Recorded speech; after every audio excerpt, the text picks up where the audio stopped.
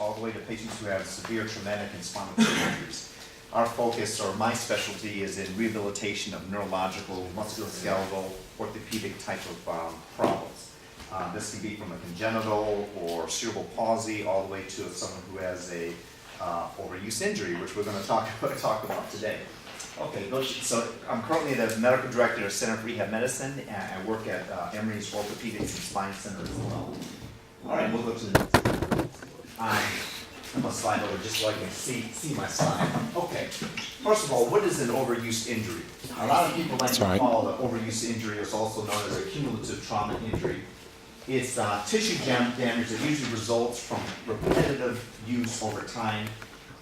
It can be from occupational, people who use a mouse or do a lot of typing versus other habitual activities. People use power tools and things like that. This is probably the most common injury, however, in endurance athletes. Next slide. And let me see.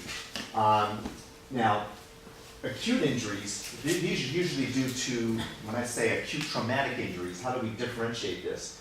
This is due to a macro trauma. An acute injury is a single event like a fracture, or tendon rupture, or muscle sprain, dislocation. Overuse injuries, they're due to repetitive microtrauma. So that's the big difference. And they occur in tendons, bones, and joints and over a period of time. So depending on the type of structure you're dealing with, if it's a tendon, you're dealing with a tendinopathy. If it's a bone, an overuse injury would be considered like a stress fracture, okay? So it depends, the diagnosis depends on the actual joint or the actual tissue that's involved. Next slide. Okay. First of all, as you know, the human body is the greatest endurance animal in the world. There's no better endurance animal in the world than a human. And as a result, they have tremendous capacity to adapt to stress. When we load or exercise muscles and tendons, they actually get stronger and more functional.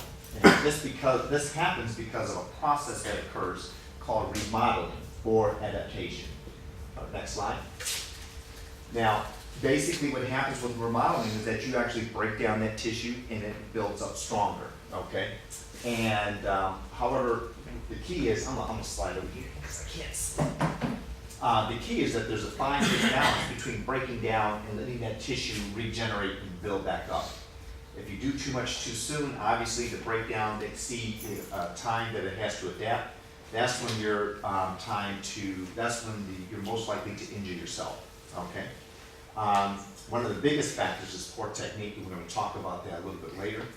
Other reasons is not allowing your body adequate time to recover, doing too much too soon, as I said. Next slide. And usually, in order to improve endurance, you guys have periods of intensity versus relative periods of rest.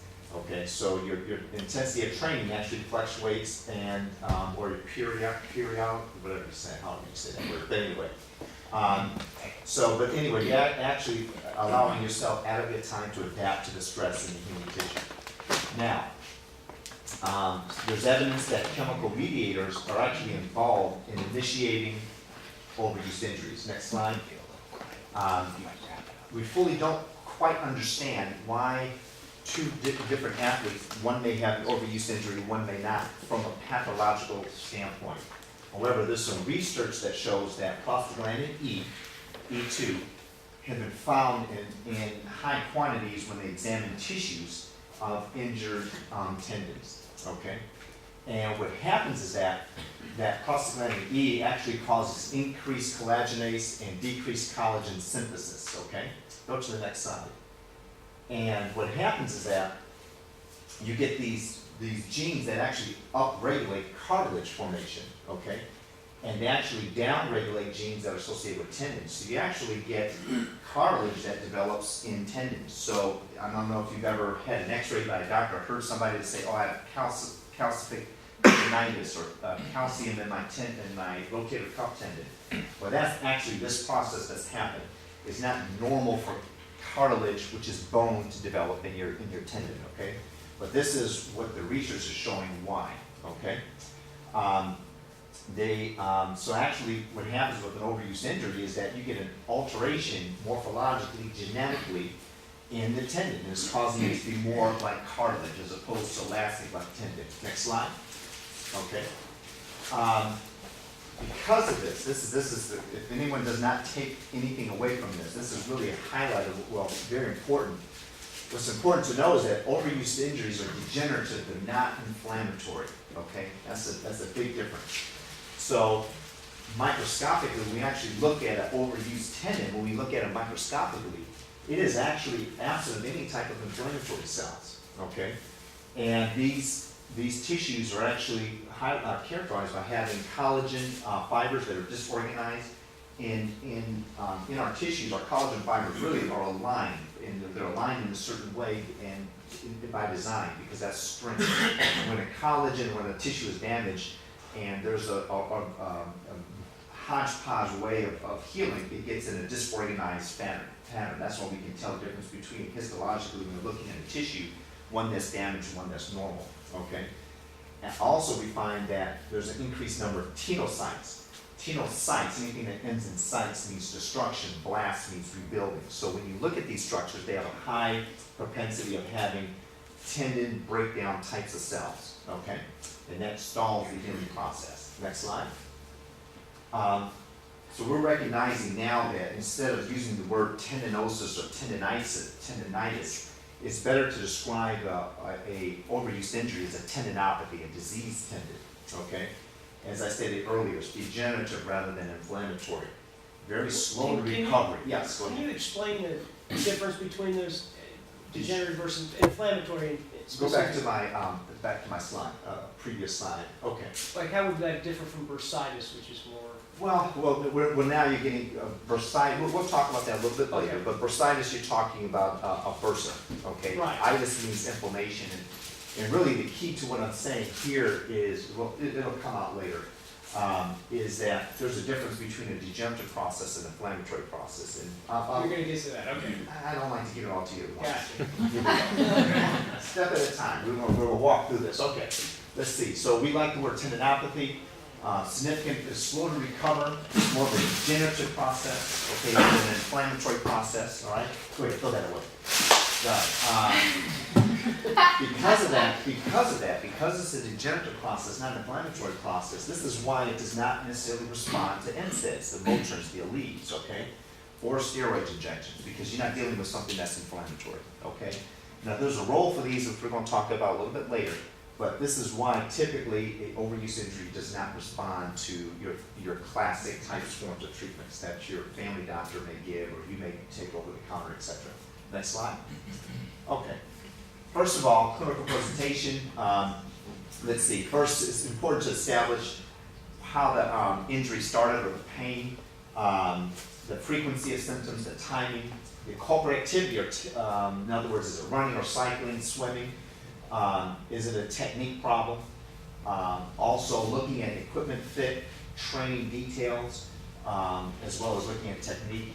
Other things these are things that I'm looking for as far as clinical things. Popping, clicking, rubbing, any swelling, erythema, etc. These are also important to determine.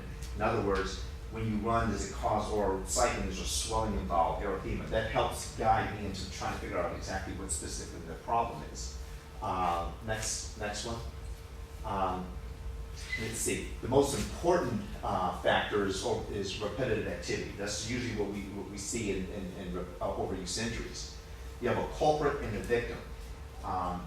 The victim is the injured tissue. The culprit is the biomechanical issue. Many times we focus too much on the culprit, on the victim, not the culprit. Meaning, the inflamed the inflamed tissue as opposed to what caused that problem.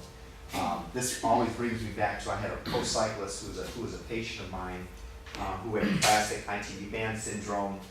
And when you're dealing with a pro cyclist, they always default, well, I have the best bike fitter in the world. It can't be this. This can't be my position. It can't be that. Yet we were led down a pathway, demanded an MRI, get an MRI, tells him exactly what I told him the problem was, etc. And we get back to, is there any changes in your bike equipment? It happened that he switched pedals, and it was just a minor change that set this off. But even people who may have the best, equipment fitters and things like that, that's important to kind of tease out in your history. What change happened, okay? But anyway, but too many times we're focusing on the actual tissue as opposed to what was the underlying cause of the problem, okay? Go ahead, next.